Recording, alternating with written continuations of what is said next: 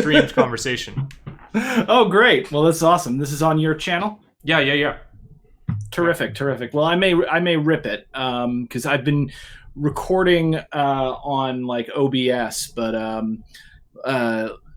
every time I try, I always screw something up, and either like the audio's not right or my face is in the wrong position. So I usually just trust other people to be a little bit better with technical stuff than I am. Well, that trust is certainly misplaced in me. So, don't worry too much about it. But, yeah, I guess I just have. So I saw you on Destiny's stream and talking about Buddhist philosophy, and it was kind of timely because I've never read Buddhist philosophy until just this past week. I started reading this book, Essential Readings in Buddhist Philosophy. But I wrote like my undergraduate thesis on Heidegger, and I've read a ton of phenomenology, and it's very very well known that there's like a ton of connection there. So I guess to start off, like, do you know very much about phenomenology? Have you ever checked out this connection? Yeah, so I am deeply I'm deeply knowledgeable about phenomenology because I watched a 10-minute YouTube video on it to prepare for this stream. But no, so my knowledge of Heidegger was mainly about his concept of enframing, which I find really, really interesting, and also his weird connections with like the Nazis. So that was mainly what I knew about Heidegger. So I looked up and was trying to dive into his philosophy, and luckily, I looked immediately for phenomenology because that almost sounds Buddhist in and of itself. From what I at first was listening to a lecture from this big time philosophy professor, and none of it made any sense. And then I went to Tom Nichols' YouTube channel, and he did like a breakdown of phenomenology and time. And in his breakdown, I was like, oh yeah, that does actually sound really, really Buddhist, because correct me if I'm wrong here, phenomenology deals with the relationship between the subjective experience and the objective world. Essentially totally. That's so incredibly Buddhist, I can't even. Yeah. So I was trying to review some of it because I've just started getting into it. Concepts are going to be a little rough for me, but so the two big heads in phenomenology is obviously Husserl and Heidegger. And so Husserl, he's all about experience is like this umbrella relation where you have the object pole and the subject pole, but it's kind of, Husserl wants us to take this like very Cartesian Western view of like there's an outside world with some kind of special metaphysical status of existence. Suspend all of that and look at what is real in this kind of bracketed relation of just pure experience. Like we're the subject pole, that's the object pole. What makes things like that? Now hang on. I don't want to derail you, but really quickly, because I am going to broadcast this on my channel afterwards. Can you introduce yourself to my audience, and then I'll do the other thing, just so people know like who we are and where we're coming from. Oh yeah, sure. So my name is RJ. I have a Twitch channel called RJca because I'm from Canada, and you have to have 4 letters in your Twitch name. So twitch.tv/RJca. I'm interested in phenomenology. I have a bachelor's in philosophy that I completed only in May. And otherwise, I'm just very, very much interested in exploring kind of existential issues that people face and kind of the problems that people have, especially online. And I like to apply phenomenology because like there's all sorts of particular ways. Like I always like to bring up this example, like the way we're talking to each other right now. We can notice that we're on like a special weird kind of technological Zoom call or Google Meet. And there's all this kind of technological interface. We're so distant from each other, yet we're actually very close to each other in the ways that really matter. Like the conversation is actually pretty proximal to both of us in what matters to our experience. So it's like I really like to talk about the way that our experiences are structured in terms of significance and meanings, rather than in kind of like this outside world extrinsic point of measuring how things are and where they're at. which I should say is very, very similar to the Buddhist concept of mindfulness. Now, for your audience, if you guys don't know who I am, my name is Brenton Lengel. I'm a former activist with Occupy Wall Street. I used to have a radio show, and I have a YouTube channel. Just Google my name, Brenton Lengel.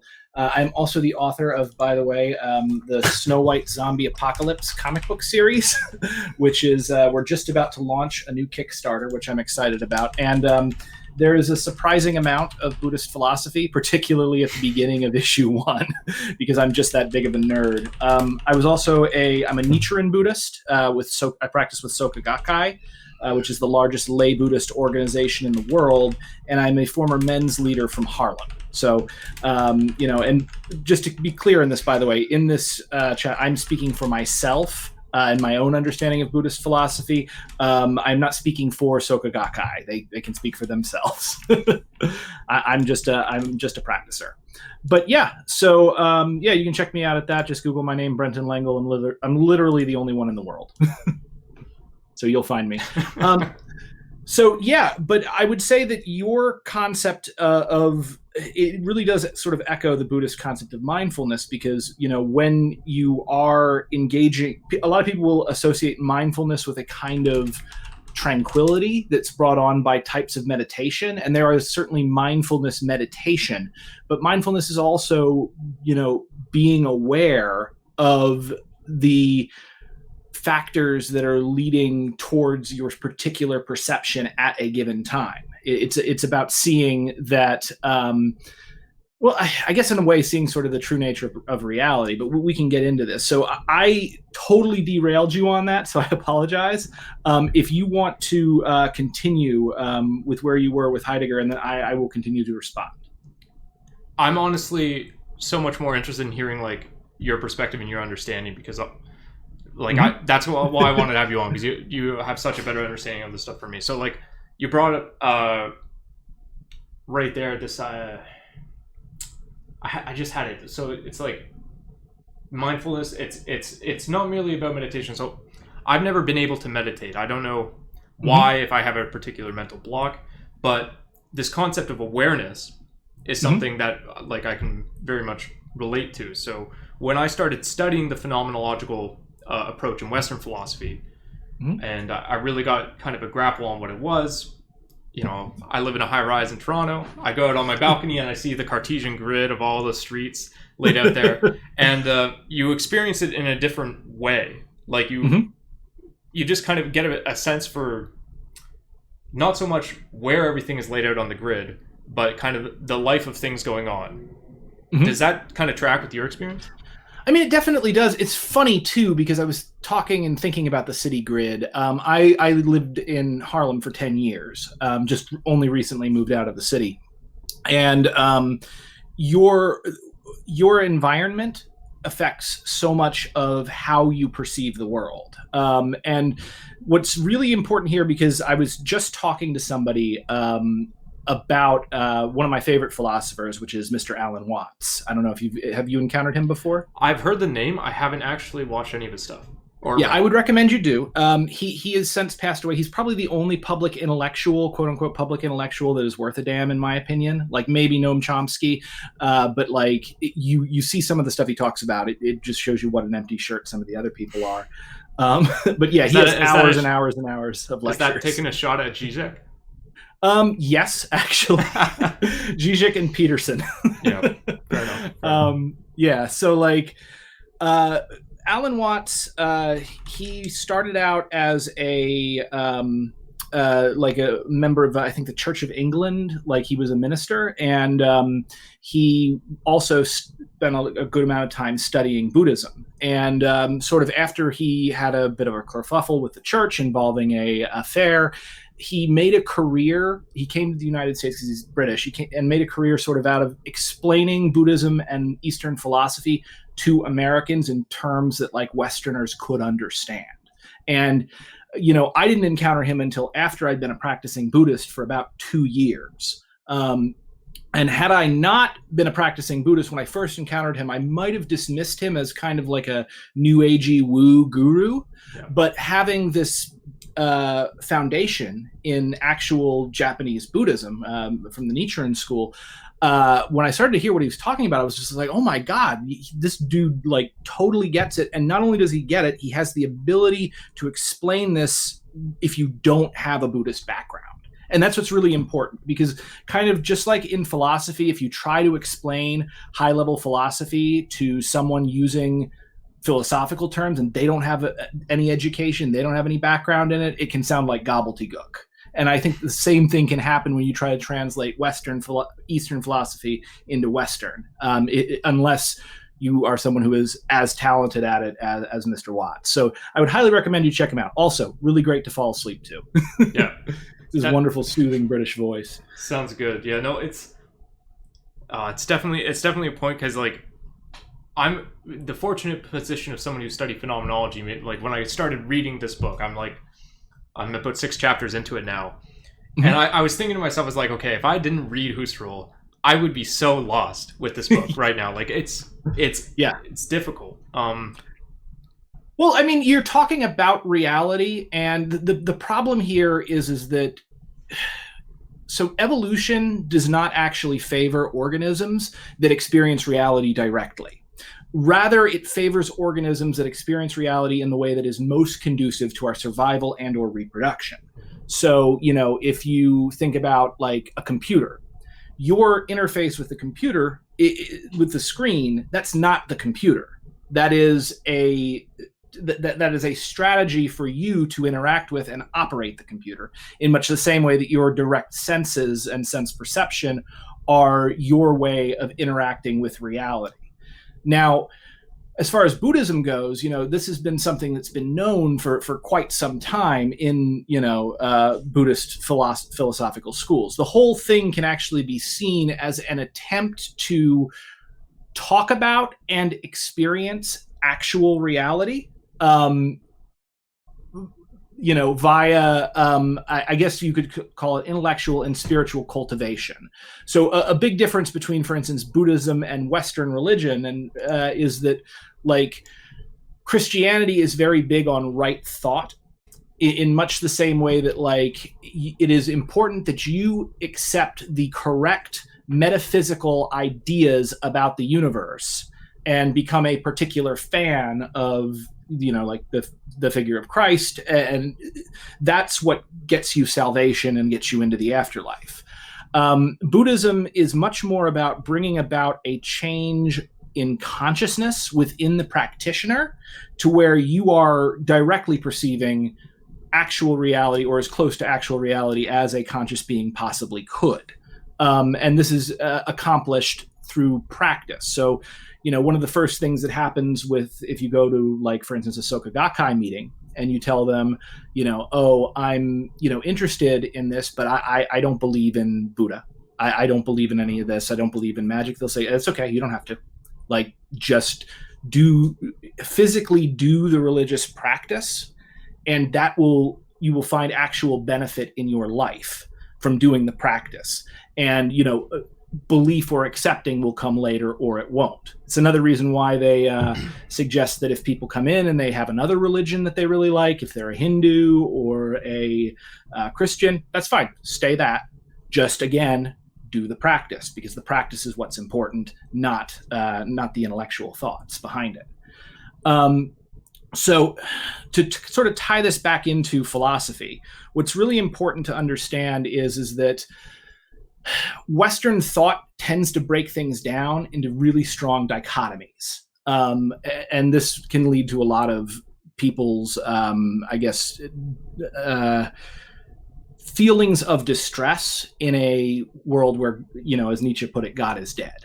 Because we had this very strong delineation between the secular, the temporal, and the divine. So Buddhism would say that division right there is perhaps one way of looking at things, but ultimately the temporal is the sacred, and the sacred is the divine, the sacred is the profane. It's all actually one thing. And how do we understand this? Well, one of the ways it's illustrated is sort of in the union of opposites. Buddhists have a concept called dependent origination, where Westerners tend to think very linearly in terms of cause and effect. So this happened, so this happens, so this happens, so this happens. Whereas with dependent origination, the idea is that things exist within relationship to each other and enter into reality as phenomena simultaneously. Good way of thinking of this is up and down. Up does not exist without down. Down does not exist without up. It's not like there was up at one point and down suddenly entered. No, they are dependently originate. Another way to look at it is if you look at Watts uses this example, the union of the figure and the background. So if you look at a drawing, like an ink drawing on a white piece of paper, well, you're taught and your common sense is to focus on the black drawing on the paper because that's what's coming out of, your ego. Your ego's function is to protect you so that you can survive and reproduce. So it's very important for you to be able to pick out specific things from the background so that you can look for potential threats, food, mates, whatever. But hang on for a second. Is the ink drawing on the white paper really separate in much of the same thing as could you see the ink drawing if there was not the white paper behind it that it was actually on? No, you couldn't. So what looks like two things is actually one thing. And the thing is that this type of relationship actually encompasses all of reality, that there is a polarity between the subject and the object. And as a result, you have something kind of like phenomenology, where we see within the union of opposites, we can see a connection. And therefore, what we can find is that, for instance, the external world and the internal world are not two different things, but they're actually two expressions of the same thing. And once you understand that, it can very much help you to begin to navigate just all of the difficulties of life and being a complicated human being. So, yeah, and that was the thing that I immediately thought of when I was watching Tom Nichols' video on phenomenology and time. It was also really good for me to notice because I have ADD, and as a result, I pretty much don't notice the passage of time. Like, it's not a thing that affects me. I can stare at a crack on the wall for 45 minutes and it'll feel like 15 seconds have passed, or I can sit there and I'm a writer, so I can sit down to write and suddenly it's 7 hours later. And I felt like maybe I've been at it for 45 minutes. Maybe you just have a more authentic understanding of the phenomena of time, as Heidegger would put it. It's non-successively you experience it. Well, he's right, yeah, and I think that's how people look at it I think like the modern quantum physics of it, and this is getting a little bit out of my depth, seems to be that there's the prevailing theory right now is a B theory of time, that all times actually exist at the same time, just they're experienced separately because that's how the brain and consciousness processes everything, which again jives with Buddhist philosophy, because for the longest time we have actually held, and I think this is across all the sects, that time is actually an illusion.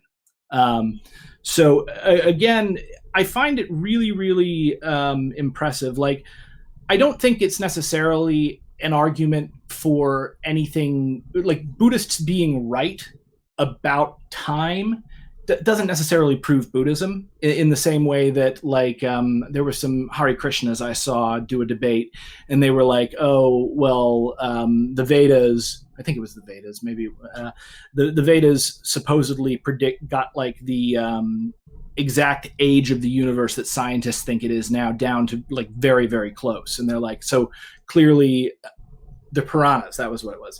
We need to use the Puranic method. And I think that's really interesting. And, maybe we should look more into the Puranic method. But it doesn't really prove Hinduism, and I'm not going to go become a Hare Krishna just because there is this little dovetail there.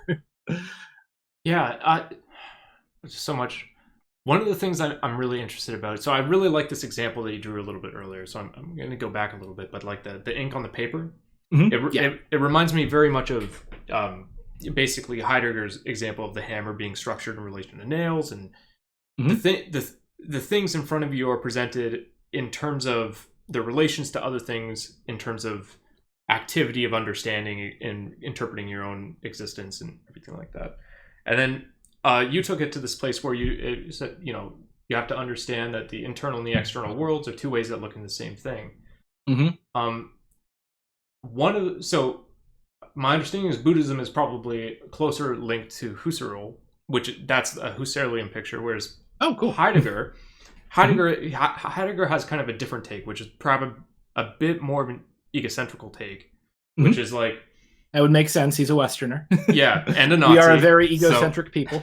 Yeah, it's not the worst take that Heidegger has. So, but yeah, so like he would really structure all these relations in terms of like tasks for you. Like you have this ultimate task that you're living for the sake of achieving, which you might not even totally understand at the forefront of your mind. But your being is just always directed towards it. So things reveal themselves in this relation of kind of teleology, always directed towards different purposes, towards other entities, tied up with each other in this kind of whole contextual world of significance. And then Heidegger takes this to be like an actual refutation of this kind of internal-external dichotomy of the world. He uses this to literally say, this is what the world actually is. There's nothing else to what we talk about when we say world. So this external internal, it just drops out as being a nonsense distinction even in the first place. So Husserl doesn't do anything like that. He still kind of preserves this kind of like Kantian system of like noumenal and phenomenal understanding. Yeah. And I haven't got a clear picture yet, like where Buddhism kind of falls in that. So there's two things here that kind of jumped out at me. So I will agree in the sense that if we're thinking about the internal and the external world, they are two expressions of the same thing. But also like it can be a useful heuristic to think of things in that way. We shouldn't, just because something is mentally created doesn't mean it's bad necessarily. So in Buddhism, the one thing that jumped out really quickly was purpose. And this is really key here because Heidegger's probably taking that idea that there is some purpose that I'm guessing the self, the person's internal ego or whatever you want to call that, is being directed towards. Whereas Buddhism kind of sides a little bit more with the existentialists in that purpose is a thing that is imposed upon the world by the ego. So in traditional Western thought, you know, we were children of God. And we were kind of like, you know, you could think of it almost like, because we are a culture that makes things, we're highly technological, in a way like we understood the world by analogy with like a potter. Like, so Alan Watts would say that the previous idea of God the Father and all the angels and man as a creature built from God for a specific purpose, and man must fulfill that purpose being to love and serve God. That is what he would call the ceramic model, because God made the world like a potter makes a pot. It also kind of ties into like the myth of Prometheus, who sculpted men from clay. So it's like this idea that we were a robot that God was built and we must fulfill our purpose. But, you know, if you've watched Rick and Morty, when there's that robot that passes the butter, you know, he says like, what's my purpose? And Rick finally answers him and says, you passed butter. And he goes, oh my God. He's not happy in that purpose. Whereas the Buddhists, their idea of cosmology actually grew out of Hinduism. And Hinduism has a very different theory of the universe. So the first theory of the universe we can think of as the ceramic model, as Watts puts it. Another theory then, with the death of God, as the church declined in power and lost influence, usually as a result of the disasters that were the multiple religious wars, and also the growing scientific understanding that overthrew religious dogma. As that disappeared, a lot of the remnants of that remained. So God as a king, God as like a sovereign, that somewhat remained, but suddenly the king is gone. There is no sovereign. And this, again, you follow like as the monarchies are overthrown in Europe and we begin to replace things with a democracy. Because, you know, if you're someone that thinks of the world as a celestial monarchy, you know, it's going to cause some cognitive dissonance that the best form of government is a democracy. So what happens is that God is taken out of the equation, and suddenly mankind just exists. We are like a skin encapsulated ego within an indifferent universe. We are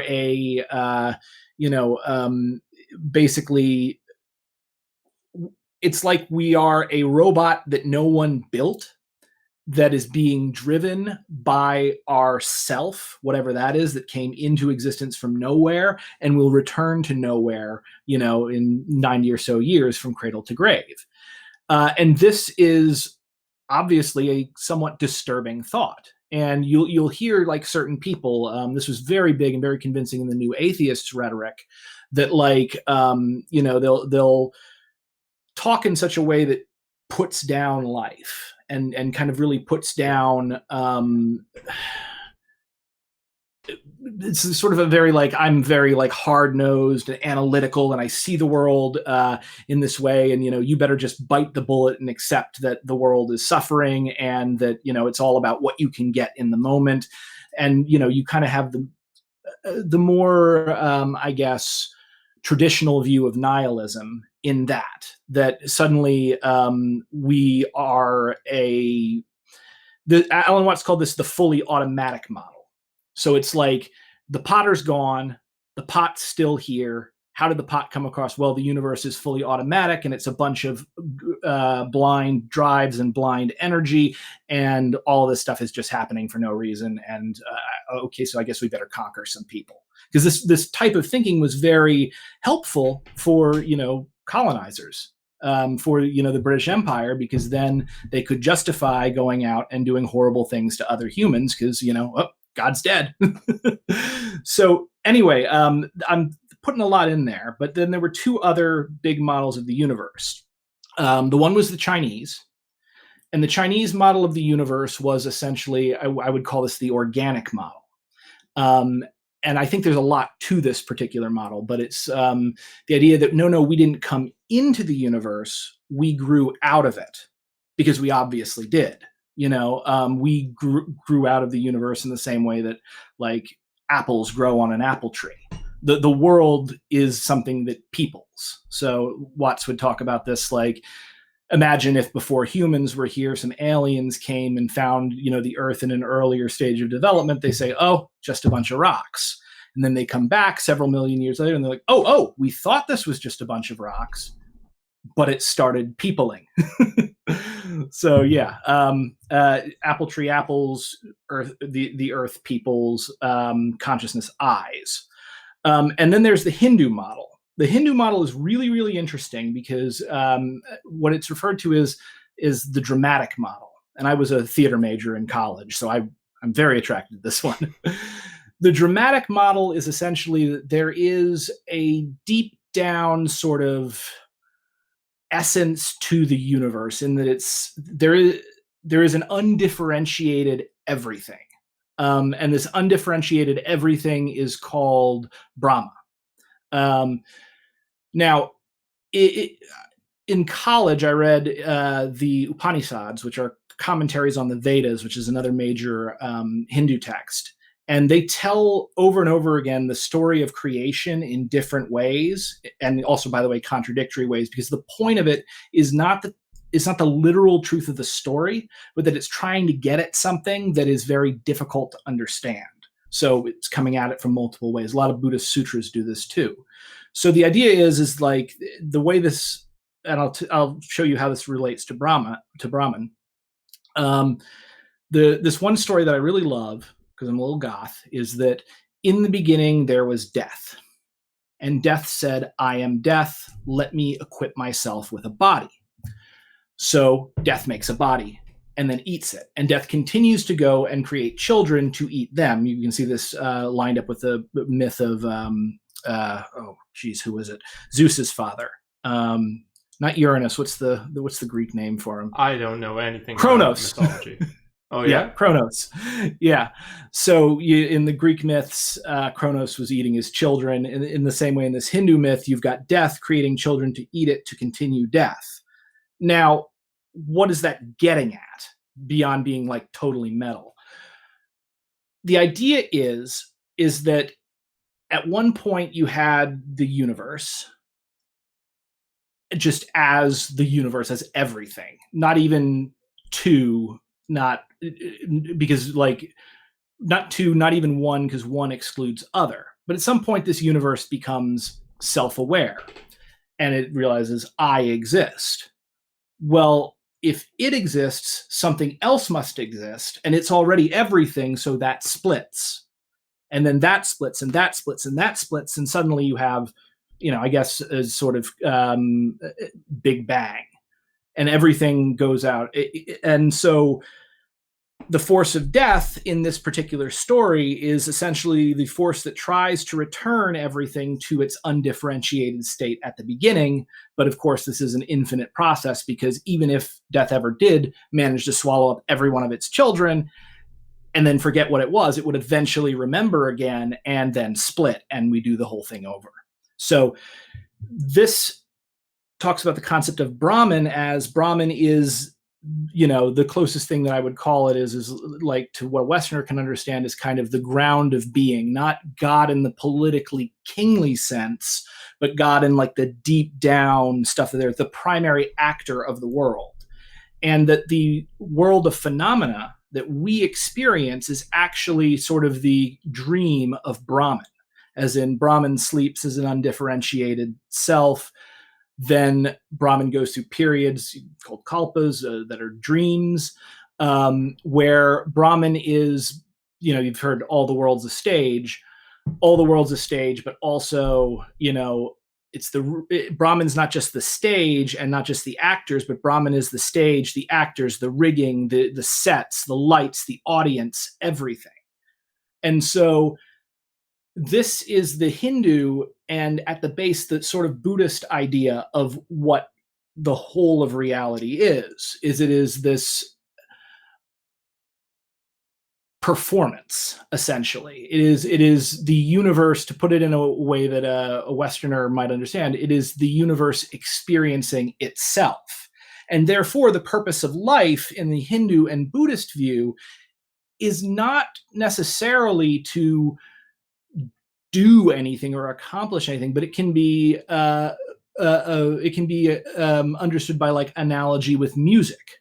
Like when you listen to a song or when you play a song, the point is not to get to the end of the song.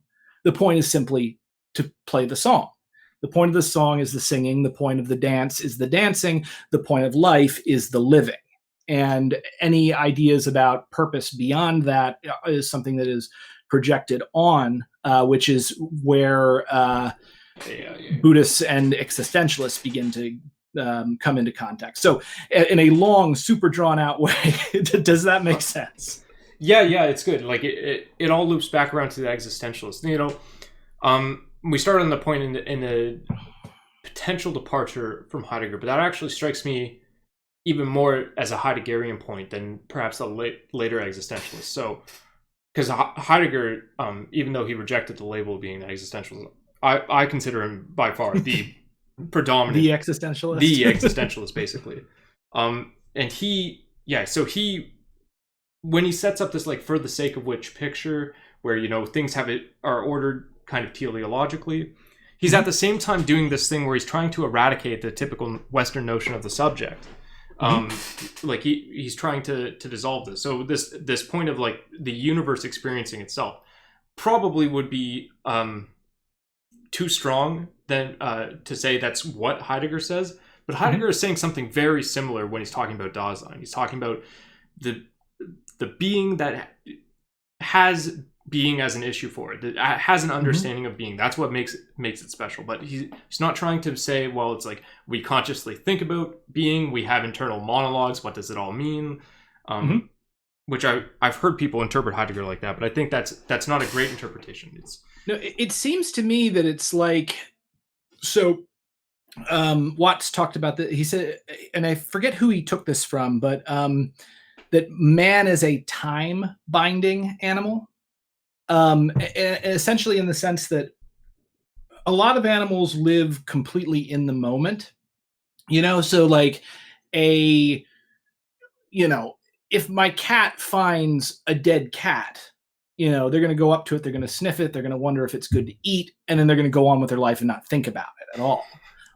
But man finds a dead man and suddenly we're like, okay, how did this happen? When did this happen? What happened? Oh my God, that could be me. Oh my God, that's going to be me.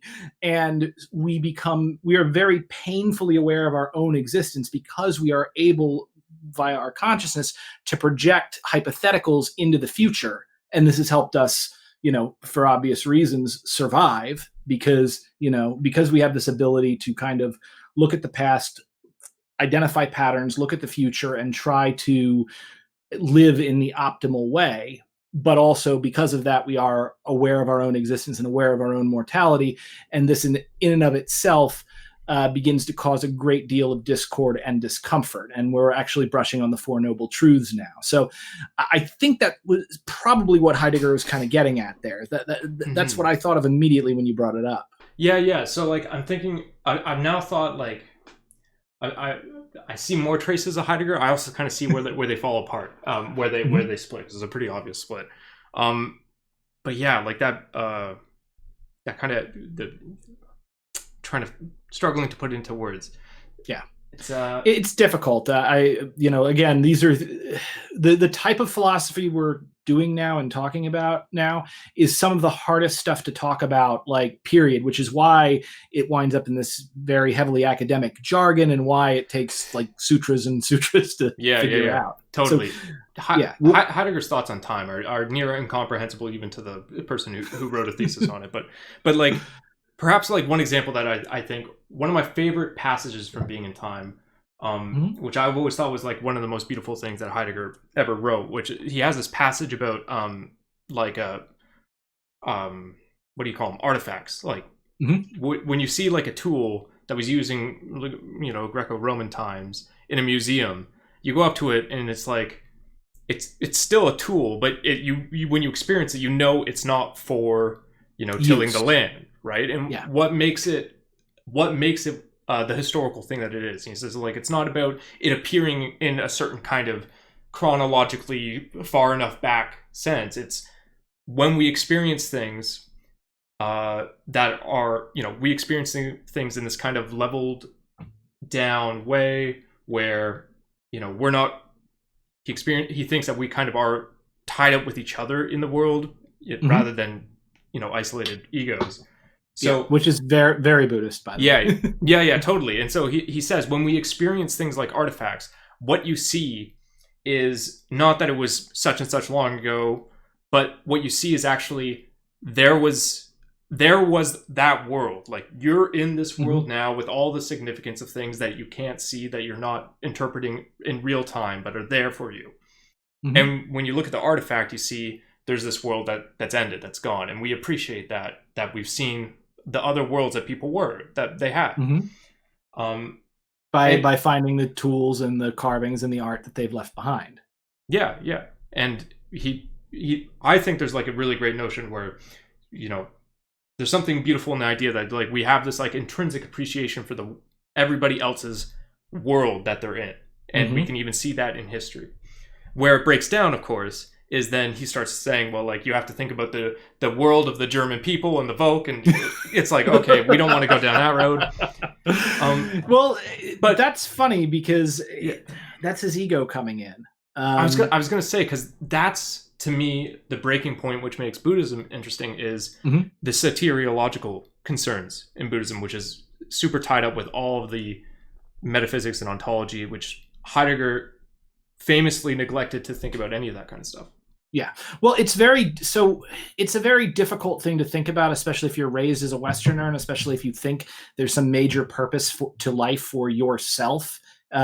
Because again, so in the West, we have this idea of the immortal soul. and then the secular version of it may be the self, the psychological self that is at the thing, the ghost at the core of our being. Now, Buddhism has a major issue with this because we have what's called the doctrine of anatman. Atman being the idea of the self in Hindu philosophy, and Buddhist philosophy says no, anatman as an anarchist, as in not self. Yeah, not self.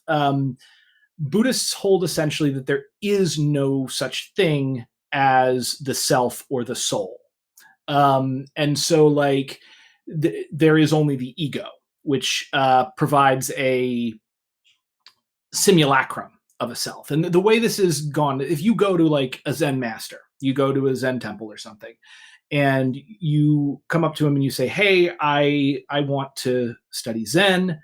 He'll say, okay, who are you? And you'll go, oh, well, I'm RJ. It was RJ. You're like, yeah. I'm RJ. And he's like, no. RJ is a symbol. That's a name. Who are you? And you'll say, okay, well, I was born in Canada, and I I have my undergraduate degree, and I studied Heidegger. And he goes, no, you're giving me a bunch of facts about what you've done. Who are you? Show me you. And the more you do it, the more you realize there is no answer you can actually give him, because the self does not exist. There is no you at the core. Like you're essentially, if you think of humans by analogy with an onion, you peel away the onion looking for the pit.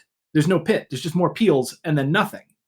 So what we can think about, if we put this within the context of the soul, like when Westerners think about reincarnation, they think like, okay, we've got this soul and the world is like a video game, and you get these little good and bad points that get stuck to your soul, and you die and get reincarnated as either a better or worse form because of like how much karma you have acquired in the game.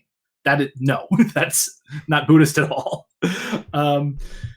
Whereas with Buddhists, it's more, there's either no soul or one big soul that encompasses everything, i.e. Brahma,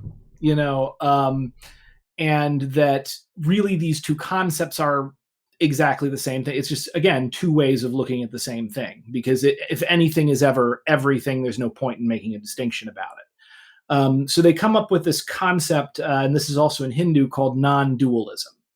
And again, it's not two, not many, because many excludes one, not one, because one excludes many, so non-dual. And so like what's very important about this is then you start to think, okay, so if we're working from this standpoint where there is no internal self, but I feel like I have a self because I have an ego, what is the ego? Well, as Watts tends to put it, the ego is essentially our troubleshooter. It works in the way that like a radar works within humans. So its function essentially is to scan the environment and look for any troublemaking changes and protect this individual incarnation so that it can survive and or reproduce, which is fine. It should do that. I like being alive. I'm sure everybody does too. But the problem comes when we identify ourselves with our ego. Because if you identify yourself with a troubleshooter, you necessarily identify yourself as being in a state of perpetual anxiety, because that's what the troubleshooter does. So then suddenly you get into a position like Heidegger's, and I don't know as much about him as you, but when you realize that one, you're inevitably going to die, and two, the ego wants to make its mark on the world, make its mark on civilization, because that will help it stay alive longer, and that also keeps sort of the existential dread of non-existence at bay, because the idea that, I might be remembered as, I don't know, a statue or somebody in a book, or maybe they'll be reading my plays or my scientific textbooks or my treatises on philosophy hundreds of years later, which would be great. Just saying, that's nice. Yeah, that's my dream. Yeah. Well, mine as well. We all want to have a positive impact on the world and on our community. It's very, very important to all of us. But here's the thing. If you become obsessed with that, as a means of keeping at bay fear about our own inevitable death, you eventually start to slide into fascist thinking. In fact, there's I forget the name of the guy, but he wrote a book in the 90s on like death and like how people deal with death anxiety. And it goes into how fascism is often an attempt to control death by dealing death to others, which is why I call it like literally a death cult. So Heidegger, when he's talking about like the German people, he's trying to preserve his ego. He's trying to preserve and keep existential dread at bay by finding a higher purpose within his particular social group and dynamic. But that has a number of really serious problems. One being your social group isn't real. Humans just imagine that. And then two, also the other big problem with this is that like, when you identify too strongly with your social group, suddenly you realize that that group can only be defined in terms of what it is by what it is not. And then that inevitably leads you to find an enemy to attack, which involves then a series of scapegoats. And we can get into, kind of the darker aspects of where he erred. So in my opinion, his problem was presupposing that his ego was himself when it wasn't, and forgetting that, again, like if you look at the world in the sense of that the self does not exist, you very quickly realize that you actually never die, because what happens after people die? Other people are born, and they're all you. It's just you can only experience it one at a time. Like everybody is I. You all know you're you, and where forever such beings exist throughout all galaxies, it doesn't matter. You are all of them. So, in the Buddhist sense of the word, the self actually will then expand to encompass everything that ever was and everything that ever will be, and suddenly you kind of start to realize everything that you are and do is as free of any like blemish as like the patterns in waves or the marking in marbles, the way a cat moves. You look at marble, the patterns does the marble ever go wrong? Is there ever like a wrong movement in it? No. And in much the same way, there's really nothing that goes wrong in life, but for thinking about it. Nothing is good or bad, but thinking makes it so. So I think that, overall, I can see that there's a major division there between, and I think probably Heidegger fell into that, one, because of the time in history that he was at, but also two, again, because he was raised in a Western context, and it's very weird to essentially be an orphaned ego after our civilization had been guided by a very powerful institution that understood the world in terms of like brutal kings of the ancient Near East. So when the king is gone, what do you do? Mm-hmm. Yeah. I'm processing that. I think so. I definitely don't think the place Heidegger went wrong was.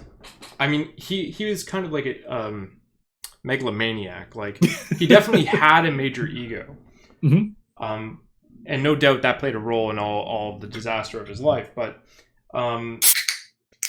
insofar as his philosophy is concerned, ego plays the opposite of a central role. The concept of an ego is attacked with Heidegger.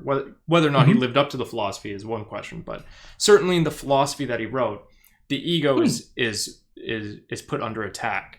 Where I think perhaps more of the disconnect from what I'm hearing from you might be is, Buddhism places a lot of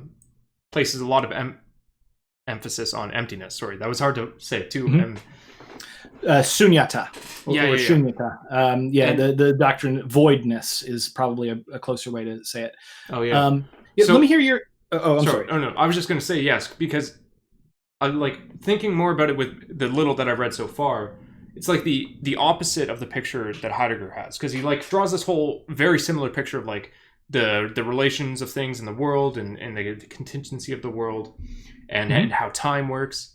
But then Heidegger, in this, as we talked about, the kind of destruction of the internal external world picture, he really takes that to task and wants to eradicate that. But then the result in his philosophy is that reality, like what is the real stuff, the robustly real things, in a metaphysical sense, everything kind of becomes reality, because reality becomes not external to you, not really internal to you, but like just everything that you experience phenomenologically.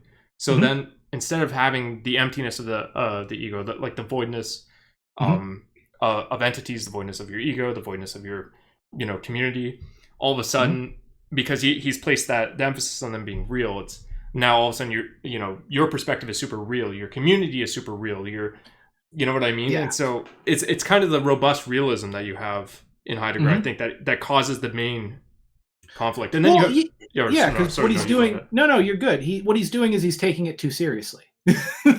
like that's there's again, I keep quoting Watts here, but like, he actually has like a whole thing where he says like the only thing that could be bad is to take it too seriously. And that's why the world kind of needs like artists and shamans and people who stand outside of society, because the people who go beyond the pale, they exist there to say to the people within the pale, hey, people, please, my existence reminds you that you're only playing, because again, if we take the world as the dream of Brahman, it's a play.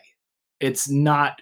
So you don't want to get too serious about it, because again, once you get serious about it, suddenly it's this person against that person, this race against that race, this city against that. And we, come to blows because people get too involved.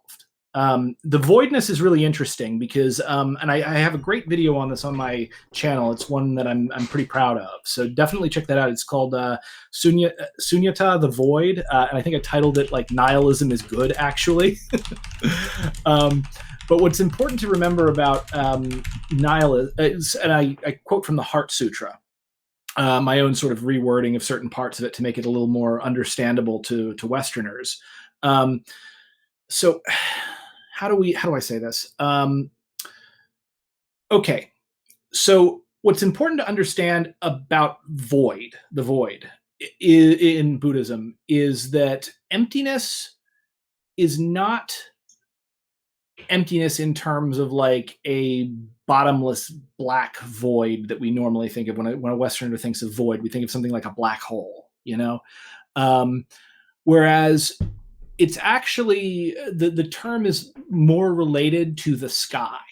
So you think about the sky contains all of this stuff within it: birds, clouds, weather patterns, mountains, people, technically, because there's no actual difference between like where we are right now in the air and the sky. There's just, there's differences. The higher you go, it gets colder and stuff, but there's no objective differentiation between the two. So everything is united in emptiness because everything contains emptiness. Hence you get form is emptiness and emptiness is form, because I could not be here having this conversation with you if this room was full of boxes, right? We need some emptiness within this room for me to exist within it. And again, you see that there's a polar relationship between form and emptiness, because form cannot exist without emptiness, and emptiness cannot exist without form, or might as well not exist without form. So they are dependently originate.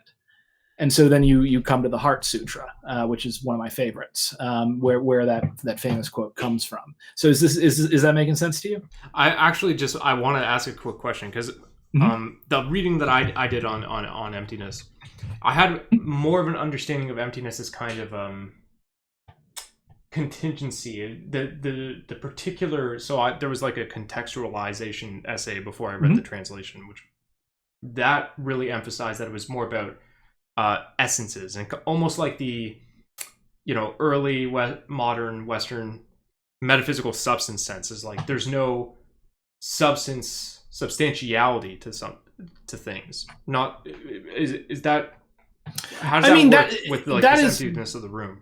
Yeah, I mean, so you are correct in that there is also no essence to anything, and that if anything, again, the way that we are essentially united is in the lack of essence. So yes, that is one way of looking at it. And also keep in mind the doctrine of emptiness is like one of the most advanced Buddhist concepts, and there are lots of ways to understand it and lots of ways that it's been interpreted over the years. So yeah, I would say that is as valid as the reading that I gave you. Okay. It really just depends. I'm trying to find right now there was a good reading of the Heart Sutra.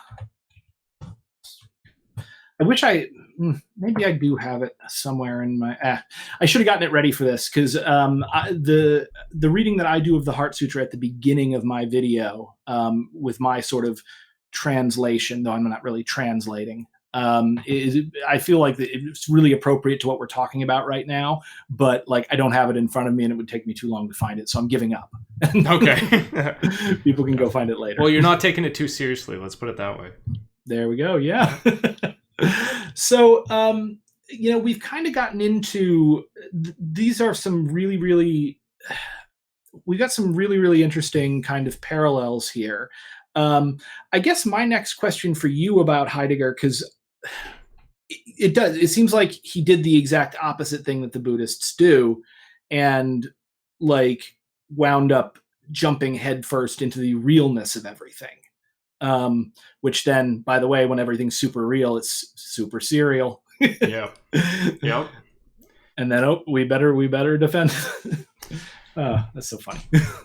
So, what else about Heidegger, really appeals to you? And what did you, because I was really attracted to his idea of enframing. Are you familiar with that concept? Oh yeah, very much so. Mm-hmm. And I'm also very attracted to that idea. It's difficult being someone who studied Heidegger a lot and really appreciates his philosophy, considering what a terrible person he was in real life. Mm-hmm. And you have to be super careful with enframing and his technology work in particular, because that's some of the worst anti-Semitism that he had is what, really baked into his technology. Wow. Yeah. I had no idea there was anti-Semitism baked into that, but now that I'm thinking about, damn it, Heidegger. Yep. No. Yep. It's some of the worst stuff, but I think there's fundamentally some truth, and the problem of Heidegger is really he saw the Nazi movement as kind of this other option, political option, mm-hmm. to the kind of existing political culture in Europe.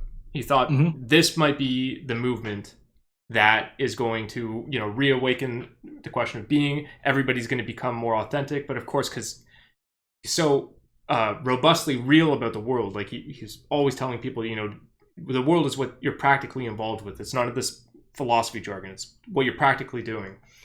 Takes it so seriously that, he gets caught up in this political movement, but then afterwards, he almost tries to retcon his involvement. He says, well, the Nazis just didn't really get it. They just ended up doing the same metaphysical mistake of every other political movement, and they didn't ask the question of being. They were all technology. Yeah. And well, and in a way, I mean, that's what Charlie Chaplin said in the Great Dictator, with machine men's with machine minds and machine hearts. Yeah.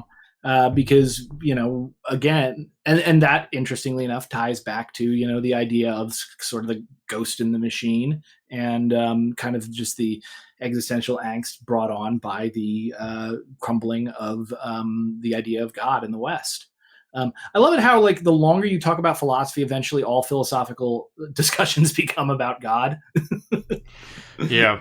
It always seems to come down to that. Now, the thing is that, there were plenty of Buddhists that also did get sucked into fascism, mm-hmm. In Japan in particular.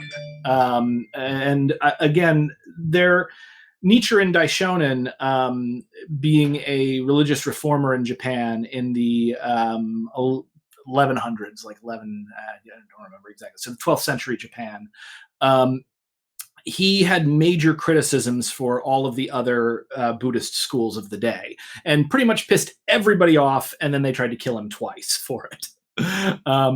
But he had like 4 precepts, and it was basically like when a religion becomes unbalanced. And so the 4 ones were when a religion seeking salvation through the absolute power of an external being. He was, you can see that read directly to Christianity, but he was actually referring to the Pure Land school of Buddhism that everyone loves to crap on. The Pure Land Buddhists essentially took some stuff that Siddhartha Gautama said towards the end of his life about if they chanted the name of Amida Buddha at like right before they were going to die, they would be reborn in a Pure Land, and they could eventually get enlightenment through that. Which is very funny if you understand Buddhism, because he didn't lie to them, but they totally missed the point. Then you had the Zen school, and Zen is very big on like direct internal perception of reality through essentially navel gazing, and he said that you're not going to find what you're looking for there either. He also said you need to avoid allowing oneself to be controlled by precepts and standards, which is a criticism of the superior practices Buddhist school, which was very, very big about like moral purity and maintaining specific laws and ways of being. And then the final one was attempting to benefit from oneself via occult means. And that was, I think, the sacred word Buddhists, who had all of these esoteric rituals to like try to make it rain and to bring, wealth and power to somebody. And so Nichiren basically said, if your religion becomes focused on any one of these 4 things, it's going in a very, very bad direction. And he wrote a number of stuff he wrote a really interesting essay called on establishing the correct teachings for peace in the land. And that's what got them to try to cut off his head either the first or the second time. Luckily, when they tried to cut off his head, he, I forget which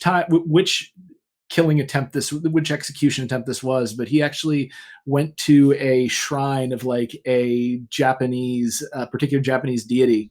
And he's like, can I go to this shrine to pray? And his executioners are like, okay, yeah, you can go do that beforehand. He just goes into the shrine and like shreds this deity and is going like, I'm Nichiren. I'm kind of doing this major thing for the Buddha, and you're not protecting me, and you better freaking protect me, because if not, it's going to go really, really poorly for you. So he just like shit talks this god. And then they went to cut off his head, and right before they did it, like a freaking comet went straight across the sky, or there was like a lunar eclipse or something, and they all freaked out and left him alone. All right. Yeah, I don't. That doesn't have anything to do with philosophy. I just think that's a funny story. Yeah, no, I can appreciate it. Yeah, good. But you can see, like, I guess to kind of tie this in, intellectuals of all kinds, be they priests or be they priests or scientists or philosophers, tend to have some very strong and often out there ideas on society that can cause a lot of good and a lot of discord. And usually when they have the best ideas are usually when society is most angry at them for it. I think part of it also is that it's really funny. So one of my favorite writers actually said that the difference between like a playwright and a normal person, and I think this applies to all artists, is that they have something within themselves that they cannot reconcile with the rest of the world, and all of their creativity is born out of this. And I think similarly, probably Heidegger also had that spark that could not be reconciled with the rest of the world and led him to become the weirdo that he was. But it also led him to have some really, really interesting thoughts and to write down some pretty incredible philosophy from what I have encountered. So my question with you is, when you first said you wanted to do one on Buddhism and Western philosophy, I thought you were going to bring up Schopenhauer as opposed to Heidegger. Now, have you looked into Schopenhauer? Because a lot of people say that he ties in with Buddhism. I haven't. I've heard that, but I'm not like particularly interested in Schopenhauer. One, because I'm not a very pessimistic person, and two is because he's usually credited for being the pessimist and also one of the proto-existentialists. And having read, a decent amount of Nietzsche in my undergrad, and then really focusing on Heidegger, I tend to look forward rather than backwards when it comes to how I compartmentalize the history of philosophy and what's relevant to people today. It's like I really see kind of the modern era starting with Descartes, then you have the Kantian turn, and then you kind of have the beginning of the 20th century. You have like Wittgenstein and Heidegger, who are really, and Quine even, who are like making things all of a sudden much less metaphysically certain, much less substantial, and more referential and relativistic. And so of those three people, Heidegger was the guy that I chose to be like really into. Well, too many people choose Nietzsche. Yeah. I mean, I'm not honestly not a huge fan of Nietzsche. I'm not either, to tell you the truth. I've quoted him a few times. I quoted him in one of my plays. So a couple of the stuff that I'm well known for was I am an Appalachian Trail 2,000 miler. So I've walked all 2,200 miles of the AT from Maine to Georgia. Yeah, really. No way. Best times. Yeah. I've driven through some of it. Oh, so, great. Yeah. Just like you, almost. Yeah. Well, it's interesting. After you do that, you begin to learn that you have a different definition for what is walking distance. And it also it boils down life to like the basics, like that you really need. Because I learned while I was on the AT, like the only things you really need to be happy and fulfilled are food, water, shelter, purpose, and friends. That's really it. But the reason I bring this up is I'm fairly well known because I also wrote the first play ever about the Appalachian Trail, which is called North to Maine. It's played twice in New York and was actually sponsored by the Appalachian Trail Conservancy, which makes it like the play about the Appalachian Trail, which I'm excited about. That's pretty cool. Yeah. And this ties in because like at the midpoint of the play or close to it, we have this conversation between the main character, whose trail name is Frodo, because hikers give each other trail names like truckers do, so handles, and this guy Creature Man, who is kind of he's a dick. He's kind of antagonistic, and Frodo is having this breakdown because like he's just gotten out of college, he doesn't know what he wants to do with his life, and he is retreating into like the Lord of the Rings and stuff, because you find he's even carrying like a replica of the One Ring on like on a chain on his neck, and so it's this moment of like pure vulnerability. And you've seen Creature Man be a total dick to him the entire time, pretty much leading up to this. And here's like the perfect chance for Creature Man to attack and utterly destroy him, and he goes the other way with it. And he actually compares Frodo's quest for meaning in his journey to Maine to Nietzsche's philosophy of aestheticism, of living one's life as a work of art. And it's one of the better moments in the play. I almost cut it, and my director was like, "If you cut that, I'm quitting." Oh, nice. Yeah. Cool. So Nietzsche, I've gotten some good stuff from him, and I've directly referenced him in my work. But also like, yeah, he as a figure is frustrating to deal with, and then what's even worse is to deal with the people who are into him, and especially the people who are into him who don't actually read him. Yeah, as someone who has a BA in philosophy, it's frustrating whenever I talk to anybody who's into a philosopher and hasn't read them. It's a very, very frustrating phenomenon. There's a lot of it going around, but Nietzsche in particular. I like Nietzsche when he's criticizing other people. I don't like Nietzsche as much when he's talking about like the will to power and his own positive contributions to philosophy. Yeah. And of course, because fascism keeps getting brought up in this context, a lot of his stuff was rewritten by like his sister, if I'm not mistaken, and kind of made and to fit in with the Nazi party. What's funny about that also is that Hindu. So there's this whole weird thing. Have you ever heard of this podcast called Behind the Bastards? No. Oh, it's great. It's done by Robert Evans. He used to write for Cracked, and he's done some really incredible journalistic work. Like he went and covered the Euromaidan revolution, in the Ukraine, like on the ground when like there was the ice fortress and everything. He also went and was embedded with the PKK YPG in Rojava. Oh, yeah. And he does this podcast where he goes into deep dives about all the worst people in the world.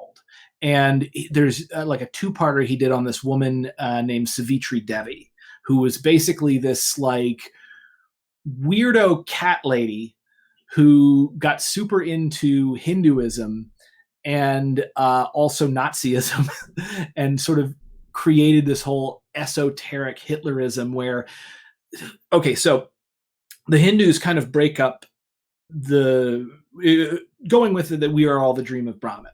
Okay. The world is broken up into kalpas. Kalpas are a long ass time. And there are short kalpas and long kalpas. So the first, like when Brahma first starts dreaming, like the first kalpa is the longest one, and it's where everything's great, kind of like a Garden of Eden style state. And then the dreams start to get a little weird, and Brahman wakes up at the end of the long kalpa. Everything's destroyed because he is everything, or it is everything. Mm-hmm. So then everything gets destroyed, and he's like, okay, that was a great dream. And then he goes back to sleep. And then you have the second kalpa, which is a little shorter. And this is where sort of the evil is added to the world. So now the dream is still a good dream, but there is the presence of evil. Then he wakes up, everything's destroyed. He goes back to sleep. And then he has a kalpa where the forces of evil and good are equally balanced, wakes up. And then there's the fourth kalpa, the Kali Yuga, which is, referencing the Hindu goddess Kali. This is where basically everything goes to hell and evil wins. And he wakes up, and it's the shortest one. So it's basically his bad dream. Now, the Hindus hold that we are living in the Kali Yuga right now. And we're like kind of overdue, which, you look outside, it might be a little bit to that. Maybe. So like she went in with like all of this weirdo, ridiculous love for the Nazis and went and studied with some Hindu priests and stuff. And Hinduism because it's a polytheistic religion, it is able to engage in a certain level of syncretism. You go in there, you tell them about Jesus, they're like, oh, great, yeah, we've got Saint Isa, same thing. Because again, it is very much a universalist idea. So she basically came in the idea that Hitler was this man against time who was supposed to delay the Kali Yuga by, doing what he did. It really reminds me of like QAnon and their sort of, savior ideas about Trump, because nothing is new and weirdo cultists have always existed. But you can even see how even Eastern ideas can be twisted in much the same way that Western ideas can, because humans are horrible. Okay, yeah. Yeah. But I guess I'm bringing up Savitri Devi to say, don't feel so bad about Heidegger. Yeah, I mean, I'm used to it now. If you study Heidegger, you have to grapple with his Nazism. Mm-hmm. Like, there's just no getting around it. Yeah. Well, yeah, because you don't want to deny it, and then you don't notice it, and then you wind up maybe spreading some bad ideas or something. So, because I got to tell you, man, I would have expected, with what I know about Heidegger, like I would have expected, and especially like with you telling me you're reading into like Heidegger and Nietzsche, you kind of expect an edgelord when you get that, but also those are the ones who don't actually read the stuff, or maybe they only read like one or two essays. Yeah, they don't understand them. When I had my first course on Heidegger. And we got to the section where he's talking about the Das Man, the they. And I had a wonderful professor his name is Michael Fletchy. I think he just recently actually completed his PhD. He's a young guy, and he cited this book. I forget what its name is exactly. It's like American Invasion or Invasion of a Nation or something like that. And then he went and he saw it. It's like one of those like immigrants are coming into America from the southern border, and in the comments on the Amazon reviews, there's somebody there who's like, this is exactly who Heidegger was talking about when he said the they. And he brought it up because it's funny because it's exactly not who Heidegger was talking about when he's talking about the they. Like, it's so there's what's the concept of the they? I have no reference here. Oh yeah. So Heidegger has this whole idea that his whole thing is we're being in the world. We're not. He doesn't like the idea of a polar relation of subject relating to object. He wants to deflate that relation to just being in the world. You're not at some kind of pole relating to everything else. You are all the things. Everything out there, it's just like you're kind of, the way I like to put it, it's like you're like the lights being on in the room. It's like all of a sudden, okay, there's being going on here. Yeah, that's very Buddhist. Yeah, and so but because he's kind of getting rid of the ego in that picture, then he has this account of what it's like to be a social animal, like that we are. Like, so he says we're not only are we being in the world, we're being with others. And he calls us Mitsein instead of Dasein. And so we're in society, in communities, we're always experiencing the world not in the first instance as hey, I'm in Toronto and I'm doing this in Toronto, but rather we experience the world as kind of an ambiguous they. So he calls this the they self, das Man. And so, and then one of the most famous professors in the kind of exegesis of Heidegger, Hubert Dreyfus, he translates this rather as the one. So it's, you take the bus as one takes the bus. You go to work as one goes to work. You watch the news as one watches the news. You're constantly in this ambiguous self mode of being, where rather than really authentically grappling that you have your own individual self to be responsible for, you experience the world as merely amongst the they, amongst it all in this ambiguous little way. Me surrounded by this giant thing that is not me, but is kind of me. Is that what you mean? Yeah, and so the whole existentialist concept of authenticity is born out of Heidegger's notion of the they self, because Heidegger thinks that, like, you stand in subjection to the they, your being is annihilated by the they, and what you need to do is you need to reawaken the question of being, basically buy into my philosophical program, and then you're going to experience the world authentically and take responsibility for yourself and not be one of the they. The they, which you have just grouped into an abstract, because our brains can't really recognize more than like 150 or so individuals, so everything else gets abstracted. Well, the they is specifically not like a finite discernible group. It's meant to be this ambiguous placeholder that you yourself are among them in the first instance, and you kind of find yourself, or like almost wake up or realize that there's this ambiguous social world of people, but not specific people, and not like a specific group of people, but just the people who are around in the world of things where things kind of matter and you're navigating it. And you just kind of find yourself there. And then only on that basis do you get away from the ambiguity and kind of assert your kind of concrete self and your concrete projects. It sounds almost like what he's talking about is just like a developmental stage, like like teenagers experiment with identity and stuff and become very, I wasn't a goth kid in high school. I didn't do it till college, but conformists. Basically. So, yeah, I mean, well, and you've got stuff like so the they is a little bit closer to like Nietzsche's idea about the herd, as opposed to this asshole who just thinks it's funny looking brown people. Like, yeah. So it's his concept of the they is ironically not the anti-Semitic part of his philosophy. Mm-hmm. The anti-Semitic part of his philosophy is also kind of a speciesist part of his philosophy. So Heidegger thinks that animals don't have this understanding of being, so they just don't matter in the way that we do. They're very like categorically different from us. Mm-hmm. I'm already annoyed.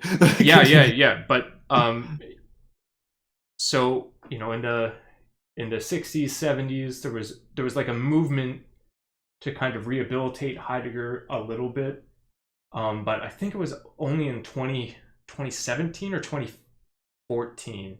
Anyway, really recently, some of his works, private works, were published called the Black Notebooks. Mm-hmm. And they're called the Black Notebooks. You can already kind of guess what's in them by the name. But oh my. Yeah. So it's like he talks a lot about global technicity, which is the Jews, basically. And he talks a lot about, he specifically compares the Jews to like animals and saying what makes Dasein important is that we are being in the world. But their view of the world is worldless. It's nihilistic like technology. So that was the big revelation recently that has like complicated his technological philosophy. Wow. Like I've known, well, and fascists are known to project, because like I've known a lot of Jewish people and I never get that feeling. Like, if anything, the ones that are like most devoted to like the technology tends to be like, the new atheist types, you know, the ones that, the freaking Sam Harris acolytes. And by the way, when I cast aspersion on the new atheists, I do this as somebody who totally got suckered by them for a few years in New York. I actually named my cat Hitchens. Well, Hitchens wasn't the worst one of them, so there's that. Yeah, I will agree. I actually think he was probably the best one out of them, but yeah, he did have his own problems. But like, okay, this is really interesting because you mentioned animals. So this ties into another Buddhist concept, and this one is really key. It's called the 10 worlds. So in Buddhist cosmology, they had originally an idea of the 6 realms of being, and they thought that these were literal places. So you had the hell, Naraka, the realm of demons. You had the realm of hungry ghosts, which are, I don't know how into mythology you are. Hungry ghosts are basically mythological creatures that have giant, they have a huge distended stomachs and an endless hunger, but like tiny mouths, and they can never fill their stomachs. So then you have so you have the world of hungry ghosts. Then you have the world of animals, literal animals. Then you have the world of the humans, which is where we are. And you have the world of Asheras, which are like half gods. They're basically, an Ashera is almost a deva, but they tend to be characterized by like arrogance and anger. And then there is the heaven realms where the devas live. So they believe these were literal places initially. But what's come to be understood by modern Buddhists is that we use these as ways to understand the human mind. And so those are the first 6 right there are the 6 evil paths. And you'll notice heaven is actually considered one of the evil paths. So the idea was that this was the wheel of samsara, kind of the rat race. And you could be born into any one of these worlds. So hell, obviously, very painful, very, you don't want to be down there. Same thing with the world of hungry ghosts. The world of animals is characterized by ignorance and like the law of the jungle. And then the world of humans is particularly short-lived, and it is characterized by a sense of tranquil reflection and the ability to think long-term and to develop the desire for enlightenment. The world of the Asheras, again, is arrogance and anger. And the world of the Devas is happiness, long life, fulfillment, every good thing that could happen in life. Now, it's very important that they held that humans are the only kind of being that can be enlightened. You must be in the world of the humans before you can make the jump off the wheel. So Mahayana Buddhists then came along essentially and added 4 more worlds to this. The first one being the world of the voice hearers, which is someone gets a desire for enlightenment, starts to gain a little bit more understanding about the world and everything that goes on with regard to the rat race. And because if we take this not as a literal place, think of hell as where a very depressed person finds themselves. So when you're at your worst, when you're feeling like totally overwhelmed by your circumstances, when, interestingly enough, like yourself getting swallowed up by the they, like that's hell. Then there's the world of hungry ghosts. We can, this could be you're just kind of looking for something to make your life better, something you can add to yourself, something material. And at its worst, you can think of it as a drug addict, like someone who is forever trying to fill that hole inside themselves by adding more things to themselves. Then the world of animals, it can be viewed as like, a world of amoral hierarchy where people will prey on the weak and fawn over stronger beings. Moving up from that, humans, tranquility, we already went over that. The world of the Asheras, I often, because I've run in activist circles, I really compare this to like the worst kind of like SJW you've ever run into, like where they give the outward appearance of propriety. Yeah. Or the conservative version of this, by the way, also might be like the holier than thou preacher's wife kind of, where they give the outward thing of goodness and propriety, but inwardly they're, because they view themselves as inherently better than other people, like they have this like paranoid need to always be the best in everything. And then you get to the Devas. Well, the Deva world is really great. That's desire fulfilled. So imagine you've just graduated and, it's a party and you're there with your girlfriend and everything about your life is falling into place and it feels absolutely amazing, which is great, but you can't stay there. The heaven realm is really, really difficult to maintain within your mind. So eventually you sit there and you realize, okay, I'm just going around and around and around. I'm ping-ponging through these lower 6 worlds. So what else is out there? So then you go and you start to undertake spiritual exercises. You go talk to a priest, or you go to a philosopher or something. You're in the world of the voice hearers trying to find your answers. So then you're in that world for a little while and you realize, okay, this isn't getting me anywhere. I can't find the answers outside of myself. So then you say to yourself, okay, let's look within. Direct internal perception. Maybe you start meditating really strongly. And by the way, between you and me, I don't do normal meditation either. I'll talk about that in a little bit. Sure. Yeah. But yeah, so you're trying to. I desperately want to meditate. I can't do it. I don't know why. But I'll explain a good way for you to do it because I have a feeling you probably have the same problem I do. So then you start like looking within yourself. You start meditating. You start engaging in spiritual work on yourself. And you'll find, again, this is nice and things get better, but there's no real answers there necessarily. You're still stuck. We call this world the Pratyeka Buddha, as in the private Buddhas. These are people who, in Buddhist mythology, become enlightened, but then just hang out being enlightened. They don't do anything else. So then we get to the world of the Bodhisattva. The Bodhisattva, so what's important to understand about the Buddha and the Bodhisattva is the Buddha is a title, and it means the man who woke up. It is literally awakened one. So it's the person who saw the wheels on the rat race and said, how do I fix this problem? And actually did find his answer. Now, the world of the Bodhisattva is you've gotten to a level of attainment where, you have found a way to essentially surf the peaks and the valleys of life and to turn the negative things about conscious experience into a source of joy. And we can go into more into that later in a second. But motivated by great compassion, because you realize you're not just you return to the world and try to guide other people towards enlightenment as well. That's what the Bodhisattva is. It's the Buddha who returns. And then finally, there is the realm of the Buddha, which can be accessed through the realm of the Bodhisattva. So these 10 worlds, that's the first thing that's really important to understand. The second thing is the concept of Ichin and Sanzen, which translates to roughly 10,000 realms within a single moment of life.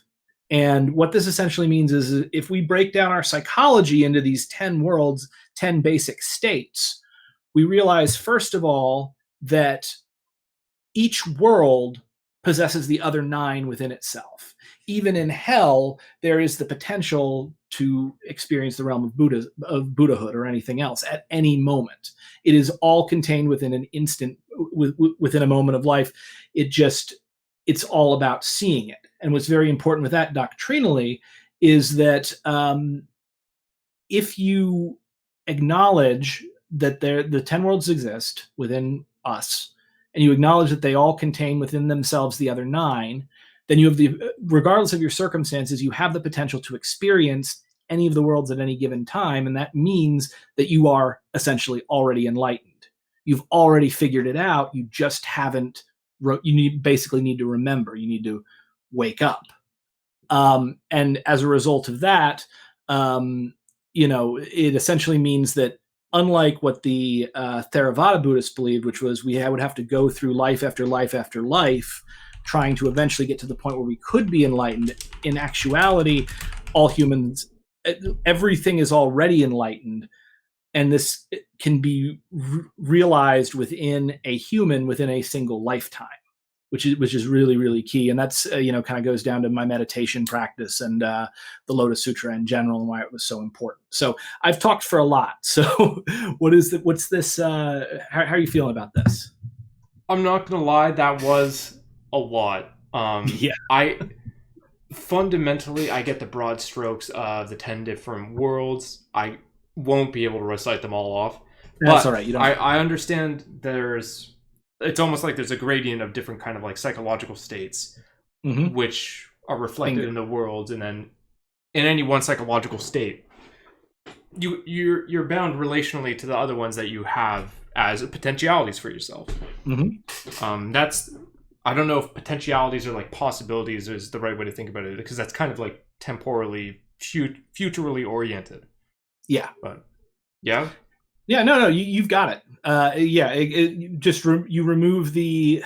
So remember when I talked about the Pure Land Buddhists, and why we like to kind of crap on them.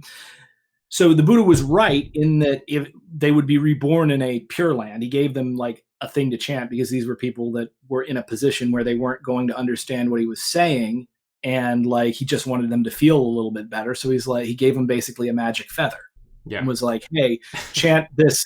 And you'll be reborn in a Pure Land, because they literally will, because, spoiler, samsara is nirvana.